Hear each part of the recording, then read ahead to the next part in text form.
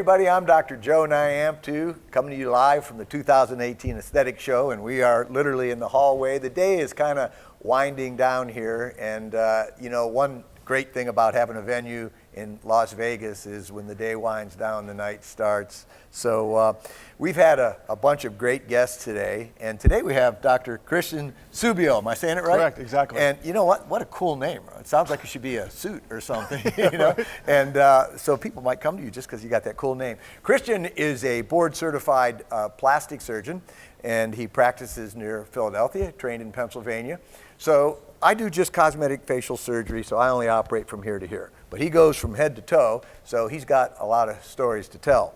And so this is your first year here, right? It is my first year here. I'm really excited to be here. So what do you think about this? It's awesome. Not only is the backdrop of Vegas just incredible for a show, but I love the multidisciplinary meetings, all different people from different backgrounds all coming together to share their little tips and pearls. That is a good part, and I think that is, the future, Christian. So you've been in practice 7 years. Yep. And I have so many things to talk to you about because we chatted a little bit. So the male aesthetic patient, okay?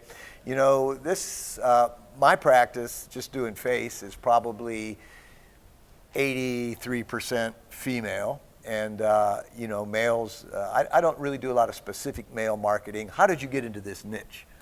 I think just realizing that it is a growing niche. The more and more that people become familiar with Botox, fillers, liposuction, the more and more that the male patient is coming around to it. Whereas before, 15 years ago, it was completely taboo. Nowadays, there's less of a stigma to it, and it's just becoming more commonplace, especially like things through social media. People are becoming more familiar with these procedures and more likely to approach someone about getting a consultation.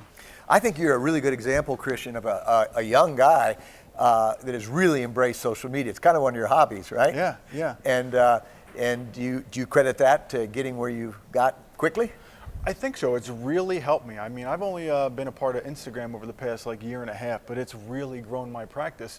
2 years ago, if you told me that I would be getting 40% of my new consults through Instagram, I would have said you're crazy. But the more I've embraced it, the more content I've put out there, the more people are becoming familiar and comfortable with me and finding me trustworthy before they even step through the door. So it's a way for patients to get to know their provider rather than just seeing their name on some SEO or on some billboard or something. They get to know you before they even come in, and that really solidifies their trust in you. Mm-hmm. So for my practice, and I do, facelifts my favorite procedure, and I do almost 100 a year. And that's an older demographic. I embrace social media a lot. I don't do a lot of Instagram. Do you find that is more effective for your younger patients? You do a lot of breast, right? Mm-hmm. And tell me a little about what demographic are you getting from Instagram? You're exactly right. The demographic from Instagram tends to skew younger, and that's, as I'm finding the niche in my own practice, what I'm really good at, it goes hand in hand. Social media is bringing the younger patients to me, and they happen to be the ones that will ask for, breast augmentation as opposed to a facelift, or maybe some liposuction as opposed to a breast lift. So it's really it's helped define my practice and help steer me towards the niche that is evolving. Interesting. And it's, you could just talk about that all day. And it's so funny because, when I went into practice, it didn't even exist.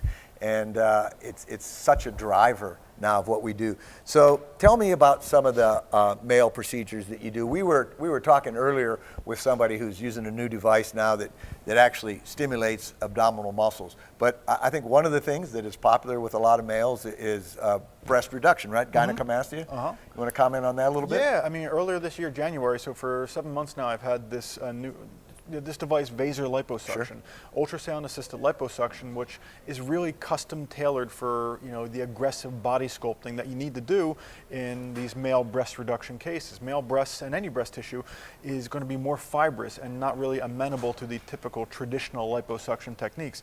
Vaser liposuction allows me to go in with these ultrasonic waves which blast away the fat. Kind of emulsifies it. Exactly. It makes it easier to retrieve it.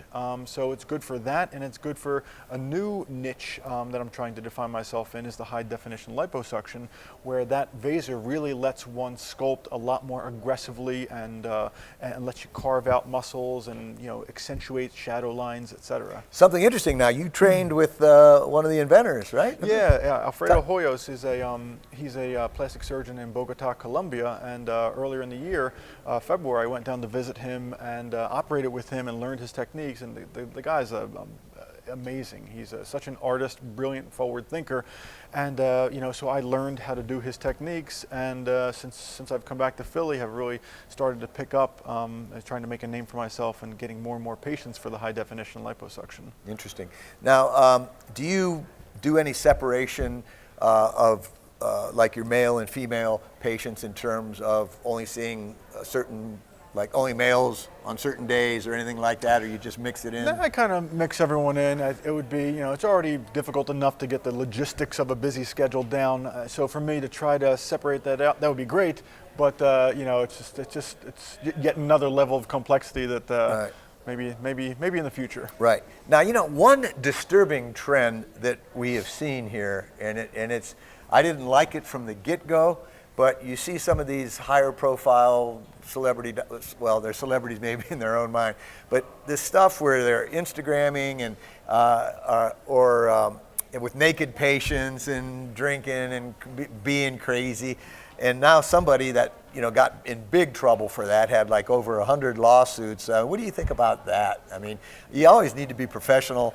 You can be cool, and I think that's what the younger demographic wants, but you got to draw the line, right? Yes. I mean, while I'm certainly no authority on being cool, it's... You got a cool name, bro. Come on. That's right. I got the name going for me. But, it's finding that right balance, especially these days with social media. People want to be entertained. They don't want to necessarily look at their phone and learn about some typical lecture about Botox or fillers. They're in the middle of their workday. They want a 30-second break. They want to be watching a cat playing a piano or, a lion befriending a mongoose or something. Yeah. They want to be entertained. And so the challenge is to find an entertaining spin and still be educational and still be professional, where you don't want to be, putting patients at risk or doing anything in the middle of a treatment or distracting yourself. It's all about finding the right, it's a fine line, but finding the balance where you can still be entertaining, but educational and professional as well. Do you have a Yellow Page ad? What's a Yellow Page? No, I don't. It's so funny because when I first started coming to these meetings, you'd go to a whole day lecture about how should your Yellow Page ad be. But gosh, it has changed so much. If you could look ahead a decade, where would you like to be in your practice? What do you see happening there? I'd really, in my practice, I'd like to be able to filter out exactly what I want, like anyone, Sure. exactly what I want to be doing, right. And passing off that other stuff to providers who are passionate about that. Yeah. Filling people's lips. It's never been my favorite procedure, but I have a new nurse injector who that is her passion. So not only is she amazing at it, but I can now filter those patients to her. She's thrilled to be doing them. The patients are getting a provider who's passionate about it, which is what they deserve, and I could focus on the things that I'm more passionate about. So 10 years from now, I'd like to continue that trend and really just focus on what I love. All right, I want to throw one at you here. So when you do a lot of social media, you get body dysmorphic people, and after a while you can spot them, man. You can just say, I do not want to operate on that patient, or that's going to be a nightmare. But it's kind of hard sometimes when somebody's sitting in front of you, they want to have a procedure, and how do you tell somebody no? It's tough because I'm a people pleaser and I want to be the one that swoops in and gives everyone what they want. But you have to, some provider, I forget who it was, Dr. Teitelbaum, he said, you want to do what a patient wants, but you don't want to do anything they want. So it's difficult when someone comes in and they really want this certain look, but if it doesn't gel with what you think looks, acceptable, you can't really offer that to them. You have to stick to your guns and tell people no when you think it's going to be a truly bad result, because that's in the end they're representing your name out there. Yeah. You don't want to, even if they're happy, you don't want them walking around looking ridiculous. Yeah, and so one of the things here and we'll end with this because we only have about a minute, is avoiding weird. I love that because like you said, that is your brand. That is Kristen Subbio. Who did that? And that's either like, wow, who did that, or who did that? Exactly. Yeah. Dude or dude. Yeah. Exactly. I mean, that was the talk I gave this morning. And the example I give is any big cosmetic kind of meeting that you go to, you walk around the convention hall and you see people in our business you're like, who did that to them? Who didn't tell them no? Like, what provider, what doctor is allowing this person to do that to themselves and facilitating that?